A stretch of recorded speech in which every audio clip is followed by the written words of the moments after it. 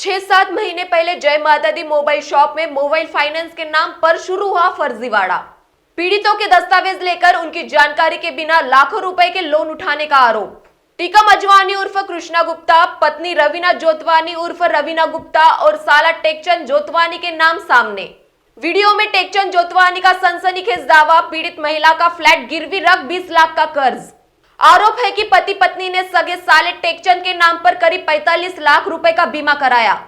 Video में टेकचंद का आरोप, अगर मुझे कुछ हुआ तो बीमा का पैसा जीजा और बहन को मिलेगा।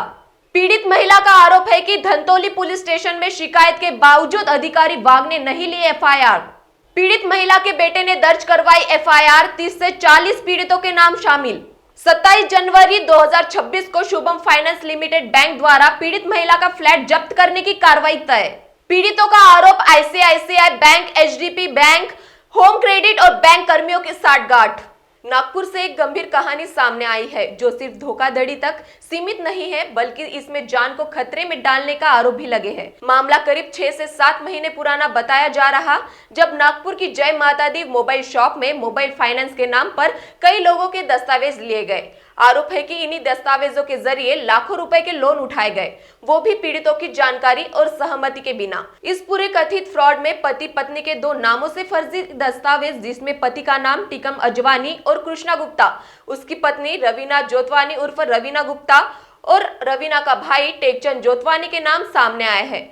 सबसे चौंकाने वाला दावा एक वीडियो से जुड़ा है जिसमें टेकचंद जोतवानी कथित तौर पर यह कबूल करता है कि पीड़ित महिला का फ्लैट जीजा और बहन ने मिलकर उसके नाम पर शुभम फाइनेंस लिमिटेड बैंक में गिरवी रखकर 20 लाख रुपए का कर्जा लिया।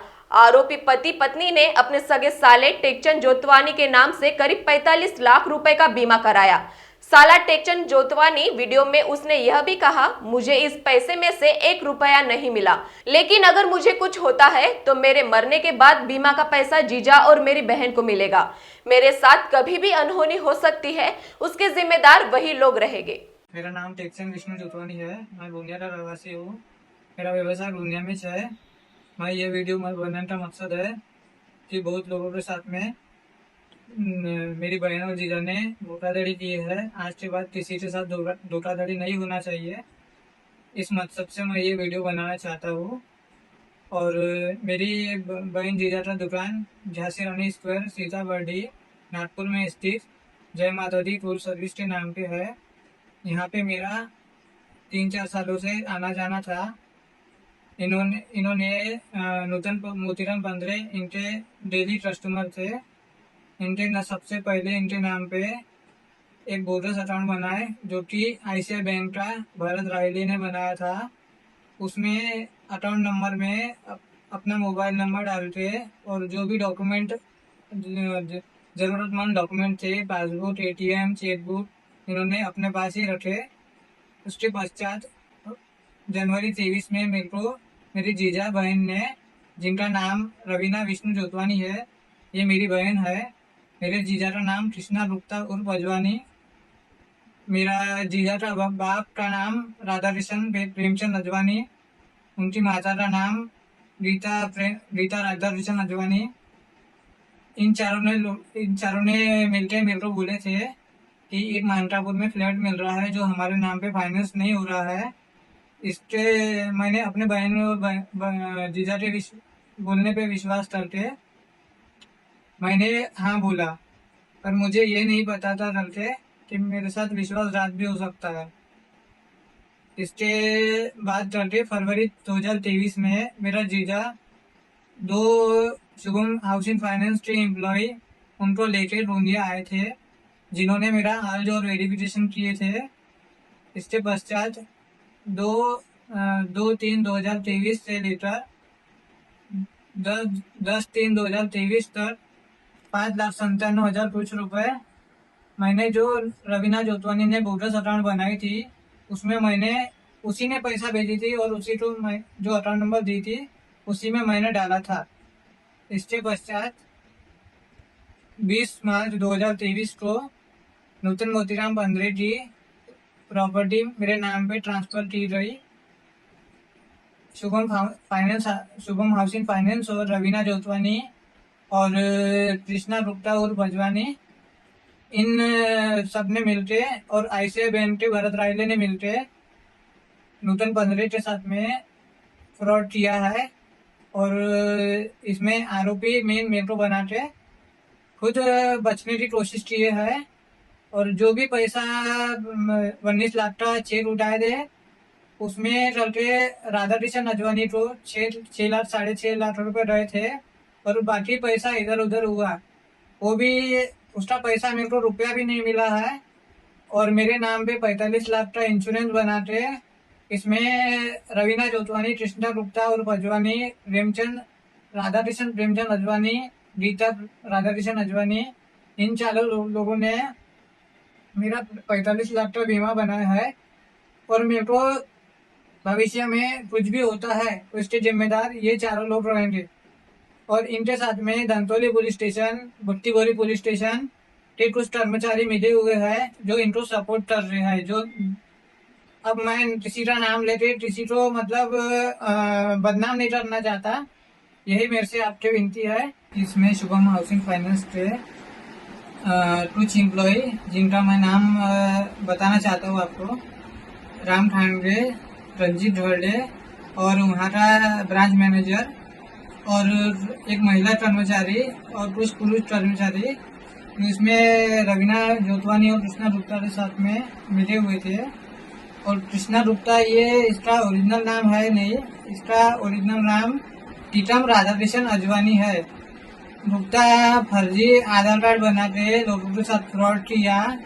इसके पहले ये जेरीपट्टा में रहता था, वहाँ भी जेरीपट्टा पुलिस स्टेशन में इनके नाम पे फ्रॉड का केस चालू है। और जेरीपट्टा पुलिस वाले इनको सपोर्ट करते हुए वहाँ से निकाल दिए। अगर मेरे को कुछ होता है तो इसका जवाबदार करके रवीना जोतवानी और कृष्णा गुप्ता रहेगा। और मेरे को राधा किशन अजवानी ने जान से मारने की धमकी दी है। अगर इसमें मेरे को धमकी के बाद कुछ भी होता है तो इसका जिम्मेदार राधा किशन अजवानी रहेगा, कृष्णा गुप्ता रहेगा, उसकी माँ गीता अजवानी और एक जिसने भरत राहिले ने अकाउंट बनाया था ये भी इनके साथ में मिला हुआ है। और शुभम हाउसिंग फाइनेंस वालों ने और भरत राहिले ने, इन्होंने सबने पैसा खाते बैठे हैं। रवीना जोतवानी, कृष्णा गुप्ता ने मेरे 45 लाख का बीमा बनाए थे। अगर मेरे को कुछ भी होता है तो इसका पैसा इनको ही मिलेगा। और नंतोली पुलिस स्टेशन वाले और बुट्टी बोरी वाले पैसा खाते बैठे हैं। ये लोग रवीना जोतवानी और कृष्णा गुप्ता को सपोर्ट कर रहे हैं। और कृष्णा गुप्ता जब जेल में था तब पुलिस वालों को पैसा पुराने का काम राधाकृष्ण अजवानी कर रहा था। क्या यह सिर्फ धोखाधड़ी है या किसी संभावित साजिश के तरफ इशारा? पीड़ित महिला का आरोप है कि वो धंतोली पुलिस थाने में शिकायत करने कई बार गई, लेकिन मौजूद अधिकारी वाघ ने उनकी शिकायत अनदेखा किया। आखिर पीड़ित महिला के लड़के ने धंतोली पुलिस स्टेशन में आरोपी के खिलाफ गुना दाखिल करवाया। हालांकि FIR की एक कॉपी हमारे पास मौजूद है जिसमें 30 से 40 पीड़ितों के नाम दर्ज किए गए और बैंक व फाइनेंस कंपनी की भूमिका पर भी सवाल उठाए गए हैं। पीड़ितों द्वारा इस केस में ICICI bank, HBD bank, home credit और शुभम फाइनेंस लिमिटेड बैंक के बैंक कर्मियों के साथ कथित साठगांठ के आरोप लगाए गए हैं। सबसे दर्दनाक पहलू यह है, पीड़ित महिला का एक बेटा दृष्टिहीन है और दूसरा बेटा धार्मिक आयोजनों में किरदार निभाकर परिवार चलाता। इसके बावजूद 27 जनवरी 2026 को शुभम फाइनेंस द्वारा उनका फ्लॅट जप्त किए जाने की कार्रवाई तय बताई जा रही। ज्यांच्यासोबत फ्रॉड झालेला आहे त्या नूतन मोतीराम पंधरे, त्यांच्याकडनं त्यांचा मुलगा बोलणार की यांच्यासोबत कसं काय फ्रॉड झाला आणि त्यांनी या जो प्रकरण आहे हा कसा समोर आणला आणि कुठून त्यांना म्हणजे त्यांना मिळाली लीड की कसं काय त्यांनी उघड पाडली या प्रकरणात। नमस्कार, जय हिंद, जय महाराष्ट्र, जय शिवराय, जय भीम। मी पवन पंधरे, झाकी आर्टिस्ट आणि मी एक नागपूरचा चांगला उदयमुख कलाकार, नवीन डान्सर आहो। आणि माझ्यासोबत जे वाईट झालं आहे त्याच्याबद्दल मला 2 शब्द सांगायचे आहे। नुकतेच माझ्या आईने थोडीफार माहिती दिली आहे की मोबाईल फायनान्सच्या नावावर जे काही फ्रॉड केली त्याच्यामध्ये कृष्णा गुप्ता, जो गुप्ता नाही आहे त्याचं नाव ओरिजिनल टिकम अजवानी, आणि त्याच्यासोबत रवीना गुप्ता, जिचं नाव आहे रवीना जोतवानी. ते हे दोघं काय बा मोबाईल शॉपवर हे चालवायचे, म्हणजे मोबाईलचा जो व्यवसाय यांचा फायनान्सच्या नावावर. यांनी याच्या अगोदर पण 3 ठिकाणी फ्रॉड केला आहे. याच्या आधी यांनी जरीपटकामध्ये केलं. जरीपटकामध्ये फ्रॉड केल्यानंतर 30-35 लोकांसोबत फ्रॉड केल्यानंतर तिथं त्यांना हाकलण्यात आलं. तिथून हाकलल्यानंतर त्यांची दुकान फोडण्यात आली, त्यांना तिथून मारण्यात आलं. तिथून निघाल्यानंतर त्यानंतर काही दिवसानंतरच त्यांनी परत धंतोलीला चालू केली. पण धंतोलीला आल्यानंतर आम्ही धंतोलीच्या दुकानाच्या संपर्कामध्ये पोहोचलो, म्हणजे छोटेसे मोबाईल घ्यायचं, साऊंड घ्यायचं आहे, छोट्या मोठ्या गोष्टी करतात. आता त्याच्यामध्ये असं झालं की आपल्या आय डीनुसार मोबाईल फायनान्स करून याच्यावर आपण मोबाईल 30-35 हजाराचा जरी घेत असेल तर त्याच्यावर 3 ते 4 लाखाचं लोन हे उचलायचे आणि कोणाला माहीत पडायचे नाही. 3-4 महिने भरायचे, नंतर नाही का गायब होऊन जायचे. तर असं करू त्यांनी माहिती आहे का, जेव्हा त्यांची उघडकेस आल्यानंतर मी त्यांचं नाव म्हणजे किरणताई पाटील यांनी हा विषय बाहेर काढला होता. त्यांचं पेपरमध्ये आलं, त्यांच्याकरता यांना अटक पण करण्यात आली. पण अटक केल्यानंतर 3 महिन्यातच लगेच त्यांना सोडण्यात आली आणि यांच्यावर कमीत कमी 40 लोकांचा केस दाखल आहे म्हणून दाखवण्यात आली. पण यांच्यावर FIR कमीत कमी 100 ते 150 लोकांच्या केसेस झाल्या आहे. त्याच्यामध्ये आपले जास्तीत जास्त आपले मागासवर्गीय लोक आहे आणि गोरगरीब लोक आहे. तर यांनी आपल्या हक्कासाठी सगळ्यांना याव पुढाकार घ्यावा म्हणून सगळ्यांनी आपले धंतोलीचे PSI वाघ साहेबांकडे त्यांनी आपली सगळ्यांनी FIR करायला सांगितली. पण यांच्यावर काही कारवाई करण्यात आली नाही आहे. यांनी परत हेच काम तिसऱ्यांदा आता चालू केलं आहे. बुट्टीबोरीच्या जनतेला आणि बुट्टीबोरीच्या लोकांना मी परत हात जोडून विनंती करतो, या लोकांपासून सावधान राहा. आता यांनी नवीन दुकान आधी यांनी जय माता दी शॉपच्या नावाने उघडली होती आणि आता यांनी ही दुकान नाही का सॅमसंग नावाने उघडली आहे आणि ही बुट्टीबोरीला माडा कॉलनीच्या जवळच उघडली आहे. आता बुट्टीबोरीच्या लोकांना पण फसवण्याचं काम हे लोक करून राहिले आहे. आता शुभम बँक ज्यांनी आमच्यासोबत जी फ्रॉड केले की लोनच्या नावावर जी फसवणूक करून आमच्या फ्लॅटवर जी जप्ती करण्याचा प्रयत्न केला आहे. आता मला सांगा, माझा एक आंधळा भाऊ आहे आणि जो हा दोन्ही डोळ्यांनी अपंग आहे आणि माझ्या आईची मनस्थिती व्यवस्थित नाही आहे. आता अशा याच्यामध्ये शासनाकडून प्रशासनाकडून आम्हाला अशी मदत हवी म्हणून आम्ही याच्याकरता भरपूर लोकांना आम्ही हातजोडी पायजोडी केली. आता अशा याच्यामध्ये माझ्या आईनं किंवा आमच्यासारख्या एक हातावर कमवणं आणि खाणं अशा व्यक्तीने जर आता आमच्यावर उपासमार आली आणि आम्ही जर आपल्या सुसाईड करण्याचा कार्यक्रम जर काही विचार केला, सुसाईड करायचा, आत्महत्या करण्याचा, तर याचा जिम्मेदार कोण राहणार? कोण आम्हाला हातभार लावणार? कोणाला मदत? कोणासमोर आम्ही हात पसरावून कोणाला मदत मागावं? आणि हे सगळ्या पोलिसांना सगळं माहीत असल्याच्या नंतर इथे हे सगळी आता कुणा पोलिसवाल्याला म्हटलं तर नाही, आमचे सिनियर लोक आहे, आम्ही त्यांच्याविषयी काही बोलू शकत नाही असे ते बोलतात. त्याच्यानंतर आम्ही बोललो की ही अशी मदत करा. आता ते म्हणतात ते त्या एरियामध्ये आहे, ते त्या एरियामध्ये, आमच्या एरियामध्ये येत नाही. त्याच्यानंतर त्यांना बुट्टीबोराला भेटायला जाओ की त्यांच्या घरच्या घरी भेटायला जाओ तर तिथे बुट्टीबोरीचे पोलिसवाले म्हणतात की यांना भेटू नका म्हणून. तर याच्यात आम्ही करावं तर का करावं? आता ही गोष्ट माझ्या एकट्याचा असता तर विषय वेगळा आहे. इथे सगळे हे जे आहे सगळ्यासोबत फ्रॉड झाला आहे. याच्यातले अजून एक जसं की आता बघितलं गेलं की आता आईने सांगितलं की इथला जो फ्लॅट आहे या फ्लॅटवरती मॉर्गेज करून लोन काढण्यात आलेलं आहे. तर जेव्हा मॉर्गेज होतो किंवा लोन काढण्यात येतं फ्लॅटमध्ये, तर त्यावेळेस जे बँकेचे अधिकारी असतात ते फ्लॅटची येऊन पाहणी करतात आणि त्यावर साईन घेतल्या जाते, चेक वगैरे घेतल्या जाते बँकेकडनं, सगळ्या गोष्टी क्लिअर केल्या जाते. तेव्हाच एक लोन दिला जाते शुभम बँक किंवा कोणत्याही बँकेच्या नुसार, RBIच्या गाईडलाईन्सनुसार. काय तुमच्या घरी बँकेचे कोणी अधिकारी आले किंवा फ्लॅट बघितला गेला काही? आता बघा, याची जी धंतोलीची दुकान होती, आता हे सगळे बँकेचे कामं याच्यासोबत माहिती आहे का, शुभम बँकचे काही कर्मचारी हे सगळे मिळलेले होते. त्याच्यामध्ये खास करून राम खांडगे आणि रणजित हाडगे आणि ICICI बँकचा भरत राहिले हे लोक कुठलेही लोक आपले बँकेत जाऊन खातं उघडतात. पण हे लोक काय करायचे, या कृष्णा गुप्ता जो टिकम अजवानी जो आहे आणि रवीना जोटवानी हे पहिलेपासून सायबर क्राईमचे दिमागवाले, यांची मेंटॅलिटी अशी आहे कारण की हे पूर्ण सांभाळतात. हे लोक काय करायचे, आपल्या दुकानामध्येच लोकांचे अकाउंट बनवायचे आणि त्या अकाउंटला आपले नंबर जॉईन करणं, आपले अकाउंट, यांना हे अकाउंट काढायचे कामं. भरत राहिले जो आहे, जो हिंगण्याच्या ICICI बँकला जो काम करतो, आणि शुभम फायनान्स बँकची जो रणजित हरडे आणि राम खांडगे. आता राम खांडगे जसं माहीत पडलं की हे लोकांना अटक झाली होती, हे लोकांनी आपले सगळी त्या दुकान म्हणजे आपली शुभम बँकच्या बाहेर निघले हे लोक. आणि याच्यामध्ये HDFC बँकमधले काही 2 तिवारी म्हणून होते, ते लोक पण याच्यामध्ये होते, म्हणजे याच्या अंडरमध्ये काम करायचे आणि यांच्याच दुकानामध्ये लोकांचे अकाउंट बनवायचे. म्हणजे एका प्रकारची हे जे सगळं होतं हे बँकेचे जे एजंट आहे किंवा बँकेचे जे कर्मचारी हे दलाली सारखं काम करत होते. आणि जसं यांना माहीत सापडलं की आता आमचं असं आता हा कृष्णा गुप्ता अजवानी हा आतमध्ये झाला आहे, तर ह्या सगळ्या लोकांनी बँका सोडल्या सगळ्यांनी. पण माझ्याकडे सगळ्यांचे नंबर होते, मी सगळ्यांना प्रयत्न केला भेटण्याचा. याच्या दुकानाचा जो व्यक्ती आहे, याच्या दुकानाला आधी 2 लोक काम करायचे, एक अनिस म्हणून आणि एक इम्रान म्हणून. तर मला अनिसने याची पूरी डिटेल माहिती सांगितली होती की ये पहले से ही फ्रॉड करता था हमारे दुकान में, हमको पहले से मालूम था. मी बोला तुमको जब मालूम था, त्यांनी बोला कि मेरे को सब मालूम था तो तुम भी आरोपी के साथ तो आरोपी बन के काम कर रहे थे. तर त्यांनी हसून ही गोष्ट वळगडून दिली. पण त्यांनी मला सगळी डिटेल सांगितली की हा पहिलेपासून सगळ्यांचे फ्रॉड करायचे. त्याच्या दुकानातले 4 मुलं होते, 4 मुलांपैकी सगळ्यांना ही सगळी माहिती होती की हा दुकानामध्ये फ्रॉड करून राहिला म्हणून. तुमच्या माहितीनुसार या फ्रॉडमध्ये अजून कोण कोण संलिप्त आहे, म्हणजे की कोणाकोणाला या फ्रॉडचा पैसा गेलेला आहे, वाटण्यात आलेला आहे, की कार्यवाही नको व्हायला पाहिजे?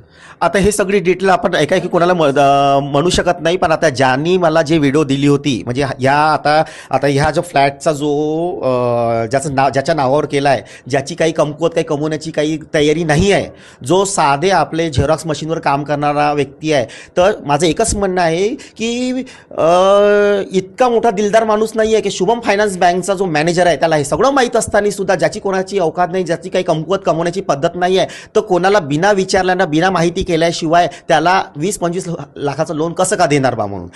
तर हे त्यालाही माहीत आहे की मी फ्रॉड केलं म्हणून. तो शुभम बँकचा कर्मचारी एकही माहीत आहे का, यांना कंप्लेंट केल्यानंतर एकही तारखेला हजर होऊन राहिलं नाही आहे. यांना पहिली तारीख गेली, आता 2ऱ्या तारखेवर पण कोर्टात यांच्यावर केस केली आहे, पण हे लोक काही आलेले नाही आहे. मग कोर्टात केस केल्यानंतर ते तारखेला हजर नसल्यानंतरही तुमची प्रॉपर्टी आता तर हे जे आता होणार आहे, शुभम फायनान्स बँकेकडनं तुमच्या जो फ्लॅट आहे याला ताब्यात घेतला जाणार आहे, पोलीस बंदोबस्तसह ते लोक येणार आहे असं तुम्ही बोललेले. तर यावर तुमचे काय मत?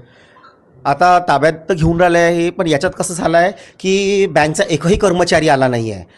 मॅनेजरच्या अंडरखाली तो बाहेरच्या बॅकग्राऊंडला सगळं काम करून राहिला, मागच्या मागेच सगळं काम करून राहिला, तो काही पुढे आला नाही. आणि त्याच्यानंतर राम खांडगे पण नाही आला आणि नाही रणजित आला आहे. आणि हे सगळे याच्यामध्ये इन्व्हॉल्व आहे, हे सगळे नागपूरमध्येच राहून राहिले आहे. आणि हे सगळं पोलीसवाल्यांना माहिती आहे की हे लोकांनी फ्रॉड केला आहे बा म्हणून असं तसं. आणि जो रवीना जोटवानी जिनी हा या नावाचा जो चेक घेतला होता आणि ज्याच्या नावावर ह्या फ्लॅट दाखवला आहे, म्हणजे टेकचंद जोतवानी, त्यांनी सरळ सांगितलं आहे की मेरे जीजा, म्हणजे हा जो टेकचंद जो कृष्णा गुप्ता उर्फ टिकम अजवानी, हा जो याचा जो जावई म्हणून म्हणजे याचा जो भाऊजी आहे, आणि रवीना जोटवानी ही त्याची सगळी बहीण आहे. हा पण गोंदियावरून येऊन इथे दुकानात बसायचा ना, यांच्या फ्रॉडमध्ये इन्वॉल्व होता. तर त्यांनी सांगितलं की ये फ्लैट में से मेरे को 1 रुपया मिला नहीं है, मेरे नाम को मेरे को यूज़ किया है और इसमें पूरे जिम्मेदार शुभम फाइनेंस बैंक का मैनेजर राम खांडगे और रंजीत हरडे, और इसमें कोई महिला कर्मचारी है, उसका नाम मुझे मालूम नहीं है, लेकिन वो है. और ये सब लोग मिलके पूरा फ्रॉड किए. इन्होंने ऐसा एक के साथ नहीं और 10 लोगों के साथ फ्रॉड किए. लेकिन अभी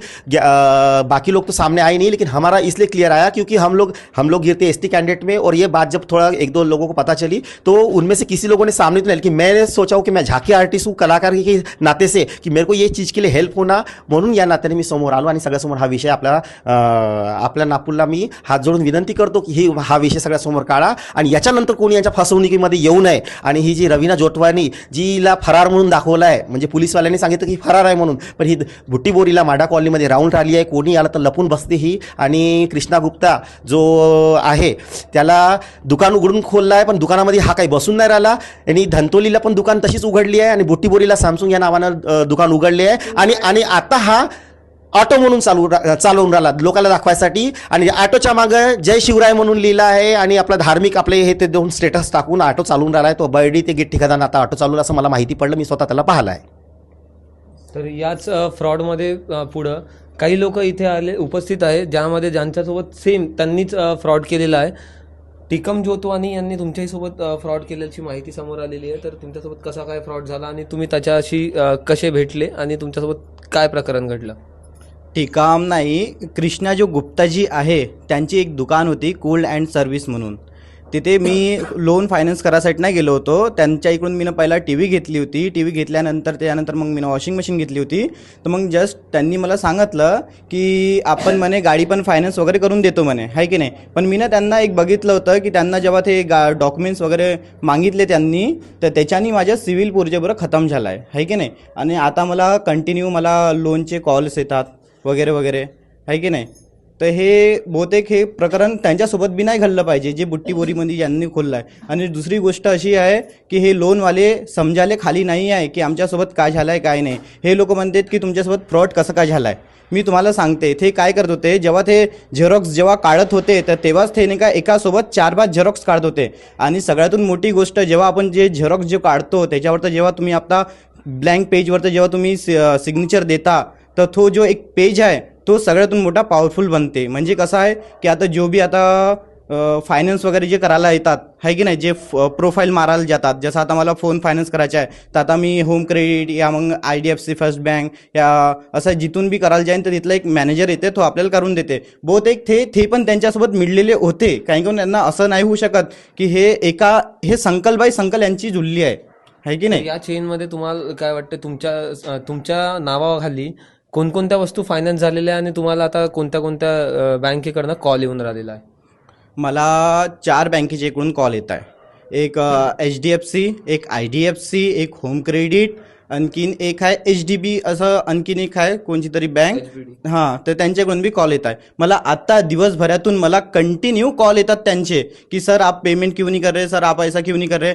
तर त्याच्या अलावा जेव्हा हे मला माहीत पडलं की माझ्या नावाने एवढे सारे लोन वगैरे उचलले गेले आहे की नाही, त्यानंतर मग जेव्हा मी पोलीस स्टेशनमध्ये गेलो होतं, त्यांना ते सरांना मी कंप्लेंट वगैरे दिली होते. त्याच्यामध्येच माझे 3 मित्र आणखीन आहे, त्यांच्या पण नावाने त्यांना एकाच्या नावाने आयफोन उचलला आहे, माझ्या बी नावाने त्यांनी आयफोन प्रोफाईल मारलेली आहे की नाही. असं खूप काय असं प्रकरण आहे. याच्यामध्ये एक रवी मलगाम, एक रोहित जयस्वाल यांच्यासोबत बी यांनी सेम असं प्रकरण केलं आहे की नाही. आणखीन माझं सिव्हिल आता पूर्णपणे खतम झालं आहे. मला आता कोणत्याही बँक करून मला आता लोन वगैरे असं काहीच मिळणार नाही आहे. आणि दुसरी गोष्ट आता अशी आहे की मी तिथे जितकं बी आता जे बी काही मी ना त्यांच्याकडून घेतलं होतं तर ते मी ना पुढच्या पे करता करता आता माझ्या याच्यामध्ये ताकद आहे नाही. आता मी 1-2 जणाला मी ना पेमेंट केला आहे जास्तीत जास्त. काही म्हणून यांच्यावर तर आता मी बघा, आता मी होम क्रेडिटवाल्याला करीन तर मग मला HDFCवाल्याला पण करावं लागन आहे की नाही. तशावाने हा प्रकरण मला जगललं नाही. आणि हे जो दुसरी जी गोष्ट आहे की हे प्रोसेस समोर काऊन नाही चाललं आहे की नाही, ह्या घापला नाही का कमीत कमी 80 लाखाच्या वरच्या, 1 करोडच्या वरच्या घापला ह्या आहे की नाही. याच्यामध्ये नाही का त्याच्यामध्ये असं दाखवलं आहे की एवढे लोक आहे, त्याच्याहून बी जास्त लोक आहे. काही करून माझ्याच 5 व्यक्ती लोक त्याच्यामध्ये फसलेले आहे की नाही. बस मी इतकंच म्हणत होतं, आणखीन बी काही असन. तुमच्यावर कोणते कोणते प्रोडक्टचा जे फायनान्स झालेला तुमच्या नावाने, प्रोडक्टचं नाव सांगा. एक रिअलमी एक हे फोन आहे, त्यानंतर एक आयफोन आहे, त्यानंतर एक सोनीचा कॅमेरा आहे. अशावानी त्यांनी एवढे सारे लोन माझ्यावर तर घेतलेले होते. या सगळ्या प्रोडक्ट्सची एकूण किंमत किती? यांच्या प्रोडक्टची कमीत कमी रिअलमीचा फोनच तो किती 25,000चा फोन होता. तो रिअलमीचा फोन 25,000चा होता. कॅमेरा कमीत कमी 30-35चा होता. आणखीन लॅपटॉपची हे प्रोफाईल मारली होती पण तरी पण तिथून उचलले गेला आहे. तर हे प्रोफाईल बी त्यांना कमीत कमी हे 35,000ची ते पण मारली होती. हे 3 प्रोडक्ट त्यांनी मारली होती. आणि मी ना बहुतेक त्यांच्याकडून फक्त एक वॉशिंग मशीन घेतली होती आणि त्याच्याहून पहिले मी त्याच्याकडून TV घेतली होती. त्याच्यानंतर त्यांनी मला म्हटलं की आमच्या जेवढं म्हणे गाडी पण फायनान्स होते म्हणे. तर तेव्हापासून ज्याचं मी त्यांना डॉक्युमेंट्स दिले होते गाडी घ्यासाठी, तर तेव्हापासूनच हे फ्रॉड होणं चालू झालं. आणि मला आणखीन दुसरी गोष्ट आता हे आहे की मला हे कंटिन्यू कॉल येत होते, पण हे कॉल नाही का कसे, जेव्हा मी कोणते बी प्रोडक्ट्स वगैरे उचलत होतो ना तर त्यांचेवाले पेमेंट माहीत नाही, ते अपने आपच जात होते आहे की नाही. म्हणजे हे कृष्णा गुप्ताजी तो अपने आपच भरत होता, मला काहीच माहीत नाही. आणखीन असं माझ्याजवळ एक बी हिस्ट्री नाही. मी म्हणजे ऑनलाईन सगळंच काही यूज करते, पण मी ना आजपर्यंत एक बी मला आता मी घेईन माझ्या नावानं लोन. आता जसं आता ते गाडीचं आता एक लोन घेतलंच आहे. आता ते बी गाडी बाहेरच आहे उभी. ते गाडी उचलायला टक्के माझ्या घरापर्यंत फोन येते की म्हणते तुम्ही ना आपल्या गाडीची किस्त वगैरे ना भरली, असं आहे तसं आहे सर, आम्ही ना असं केलं. आता ते गाडी आता मी ना घेतली आहे, तर ह्या गाडीपासूनच त्यांनी फ्रॉड करणं माझ्यासोबत चालू केलं. मी नूतन मोतीराम पंधरे. माझी 3 मुलं आहे. माझा एक मुलगा पवन पंधरे, दुसरी मुलगी आहे माझी, आणि तिसरा माझा आंधळा मुलगा आहे अपंग रवी पंधरे.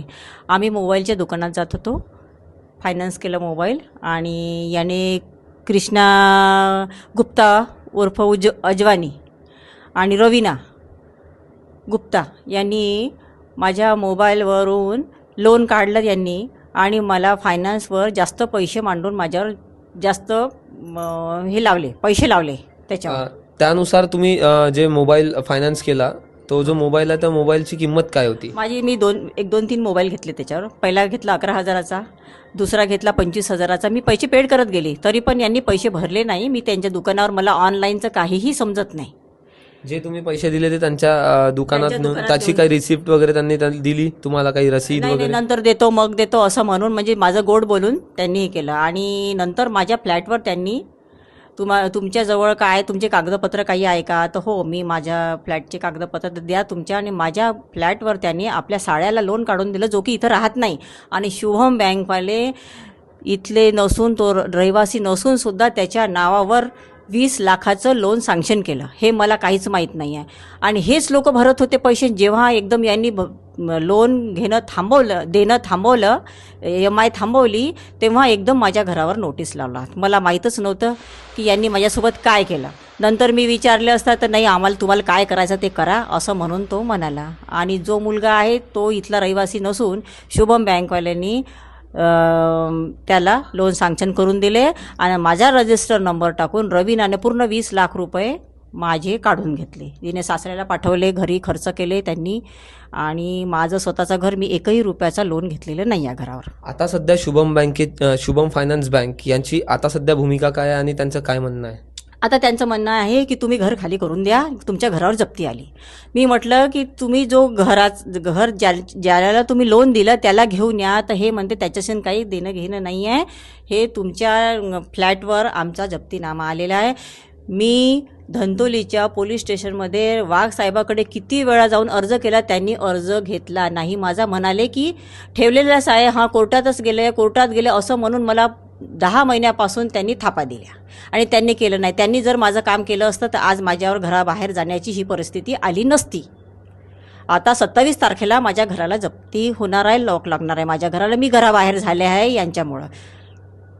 याचं तुम्ही जिम्मेदारी कोणावर देता? आणि हे जे झालं ते म्हणजे तुम्ही धंतोली पोलीस स्टेशनला याआधी कंप्लेंट केली, बट त्या कंप्लेंटनुसार त्यांना धरपकड करण्यात आलेली, आरोपींना त्यांना धरपकड करण्यात आली नाही. त्यांनी ती रवीना, त्याची बायको, कृष्णाची बायको, ती म्हणे की गरोदर होती, तिला पकडायचं नाही, तिला तिथून कोर्टाकडून तिला बेल मिळालेली आहे असं म्हणून मला जाऊ देत नव्हते. जेव्हा मी धंतोली पोलीस स्टेशनला गेली, सांगितलं, ते म्हणे आता काही ती भेटू शकत नाही, काही नाही.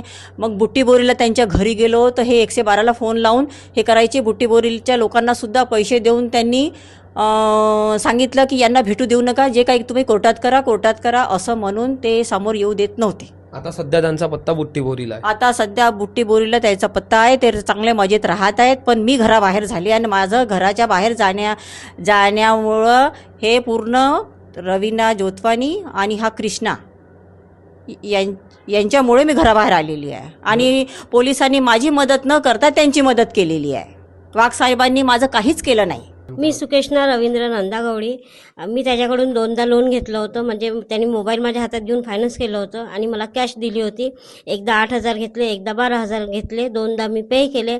आणि तिसऱ्यांदा जेव्हा मला मागच्या फरवरीमध्ये 2025मध्ये पैशाची गरज पडली, मी माझ्या मिस्टरांना पाठवलं त्यांच्याकडे. आधार कार्ड, पॅन कार्ड सगळं घेतलं त्यांनी. आम्ही इथले नाही आहे, आम्ही चंद्रपूर डिस्ट्रिक्टचे आहे. तर तो म्हणाला की तुम्ही चंद्रपूर डिस्ट्रिक्टचे असल्यामुळे तुमची फाईल तिकडे पाठवली गेली आहे, तुमचं काही इथे लोन फायनान्स होत नाही आणि होईल तर त्याला वेळ लागेल. त्याच्या आधीच माझ्या नवऱ्याची सगळी प्रोसेस करून त्यांनी पैसे घेऊन घेतले होते. आणि जेव्हा 5-6 किस्त पण भरल्या त्यांनी, आणि जेव्हा किस्त नाही भरली, माझ्या अकाउंटवरून पैसे कटले, तेव्हा मी स्वतः त्याच्याकडे गेली. म्हटलं सर कैसा हुआ? तर तो म्हणे की जे 50,000 रुपये आहे, 50,000चा मोबाईल हातात घेऊन त्यांनी केलं होतं. तर तो म्हणाला की तुम्हाला ते 50,000 रुपये तुमच्या अकाउंटमध्ये येईल. तर मी म्हटलं मला आता नाही पाहिजे, माझं लोन कॅन्सल करून दे. तर तो म्हणाला की नाही, कॅन्सल नाही हो, म्हणजे कॅन्सल हो म्हणे. ठीक आहे. मग माझा मोबाईल त्यांनी हातात घेऊन मोबाईलमध्ये काय केलं काय नाही माहीत नाही. आणि मला ते जे माझे 2115 रुपये अकाउंटमधून कटले होते EMI, ती मला रिटर्न केली. आणि नंतर जेव्हा त्यांनी EMI भरणं बंद केलं तेव्हा मला समजलं की त्यांनी माझ्या नावावर लोन घेतलं आहे आणि TVSमधून घेतलं आहे. TVS कंपनी म्हणजे त्यांनी तुमच्या नावावरती एक गाडी फायनान्स केलेली आहे? नावाने नाही, मोबाईल. TVS कंपनीकडनं गाडीच होणार? गाडीचं आहे की मोबाईलचं आहे ते पण मला डिटेल माहिती नाही. तर या प्रकरणासंबंधित जेव्हा तुम्ही तक्रार केली हां. पोलीस ठाण्यामध्ये, तर त्यावेळेस पोलिसांची भूमिका काय होती? पोलिसांची मी तर नव्हती गेली, माझ्या घरचे गेले होते. तर ते म्हणाले की तो आतमध्ये आहे बा, आम्ही कारवाई करू. जेव्हा पण आम्हाला फोन येत गेला, आम्ही पोलीस स्टेशनमध्ये गेलो तर तो आतमध्ये आहे, कारवाई करून टाळाटाळ केली. तेव्हा माझ्या घरचे वापस आले आणि आता कंपनीवाले आम्हाला परेशान करत आहे. आणि माझ्या मिस्टरांची तब्येत जरा फिटची बिमारी असल्यामुळे ते बिमार असतात आणि मी ते EMI पूर्ण आता भरू शकत नाही. मला कंपनीत आता कमीत कमी 40,000 रुपये भरणे आहे. माझी खायची सोय नाही तर मी ते 40,000 रुपये कसे भरायचे? माझ्या नवऱ्याच्या तब्येतीला पैसे लावायचे की तिथे पैसे भरायचे? आणि याने मला खोटं बोलला की तुमची फाईल तिकडे गेली आहे चंद्रपूरला, तुम्हाला इथे लोन मिळणार नाही. आणि लोन त्यांनी आधीच घेऊन घेतलं होतं. आणि जेव्हा EMI कटली तेव्हा गेली तर तो म्हणे की सायंकाळपर्यंत तुम्हाला 50,000 मिळून जाईल. तर मी म्हटलं माझं कॅन्सल करून दे. तर त्यांनी कॅन्सल केलं नाही. नमस्कार, मी मोहिनी नागपूरकर. मी एक समाजसेविका आहे आणि मी कुठेतरी ह्या पीडितांची आवाज म्हणून आज मी सगळ्याच नागपूरकरच्या शहरातल्या सगळ्याच लोकांना मी अपील करत आहे आणि सोबतच शासनाला सुद्धा अपील करत आहे की त्यांच्या व्यथासुद्धा त्यांना व्यक्त करता येत नाही आहे आणि त्यांना सांगता नाही येते की त्यांच्यासोबत काय फ्रॉड झालेला आहे. अशा प्रकारे ते शुभम बँक आणि ज्या प्रकारे त्या व्यक्तीने जे विक्रय करून त्यांच्या डॉक्युमेंटची छेडछाड करून एखादं जर बँकला लोन घ्यायला गेलं तर त्याच्या पूर्ण डिटेल्स काढल्या जातात, इव्हन जेंडर सुद्धा बघितला जाते. तर अशा ठिकाणी अशा बँका 25-25 लाखाच्या लोन देत आहे आणि ह्या लोकांना घरकुल जे आहे ते घरकुलातून बाहेर काढत आहे. तर सर्वसामान्य व्यक्ती जो गोरगरीब आहे, जो हातावर आणून खातो, तो व्यक्ती कुठे जाणार? पीड़ितों की शिकायत बयान हमारे पास है। अब सवाल यह है कि सारे सबूतों के बावजूद इंसाफ कब मिलेगा? महान्यूज 7 के लिए अनुराग शिंदे के साथ नंदिनी बर्वे, नागपुर।